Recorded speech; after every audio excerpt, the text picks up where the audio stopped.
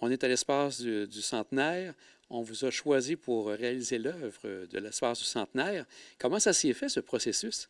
Ben, en fait, c'était une occasion que je ne pouvais pas vraiment manquer. Bois-Châtel, c'est où est-ce que je suis né, c'est où est-ce que j'ai grandi.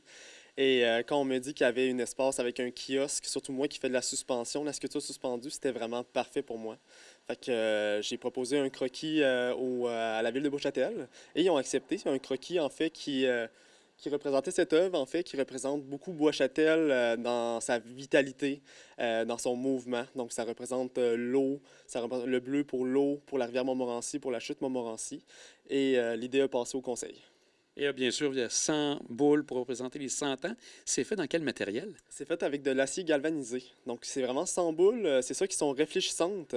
Fait que ça faisait partie du concept de l'œuvre que tous les résidents de Bois-Châtel, en fait, allaient pouvoir passer au-dessous de l'œuvre et vraiment se voir dans les 100 boules avec leurs amis, leur famille. Fait que c'est vraiment un lieu de rassemblement que je voulais faire. Et pour vous, c'est une première œuvre dans votre municipalité d'origine? Oui, c'est ça. C'est vraiment marquant pour moi. C'est une belle coïncidence que ma première œuvre d'art public soit à Bois-Châtel et je suis très content de ce que ça a donné. On en profite aussi pour parler d'un autre élément qui se passe aux plaines d'Abraham, qui s'appelle Aria, je crois.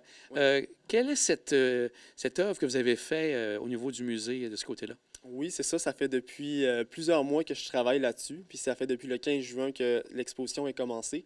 En fait, Aeria, c'est des sculptures installatives qui parlent de 8 personnages qui ont marqué les plaines d'Abraham, comme Wolfe, Montcalm, la Corriveau qui a été pendue sur les plaines et plusieurs autres qu'on connaît un peu moins. Fait qu'Aeria, c'est vraiment une fusion entre l'art et l'histoire. Et ça se passe au musée, c'est bien ça? Peut-être juste nous le situer?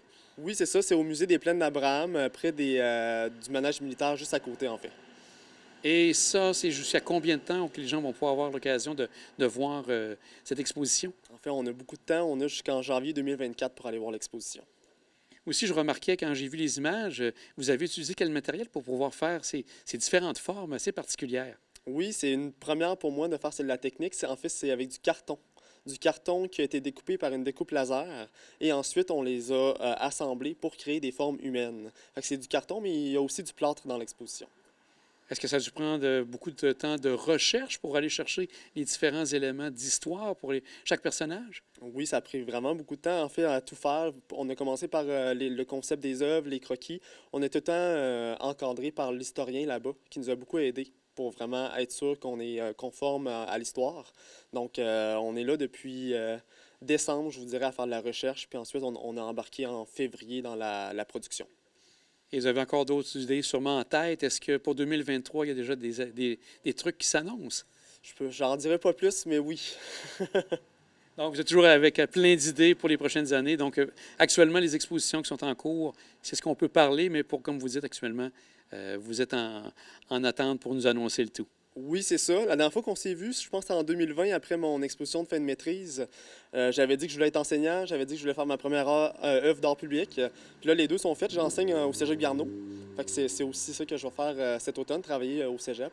Puis j'ai plein de projets en vue, dont un en France cet été. Et au Cégep, c'est au niveau des arts que vous êtes professeur? Oui, j'enseigne au niveau des arts. Je suis aussi appariteur au Cégep Garneau, c'est ça. Fait que je me concentre là-dessus. Bien, encore félicitations, c'est vraiment très beau. Puis on vous souhaite bonne chance et on a bien hâte de connaître vos projets futurs. Merci. Merci beaucoup.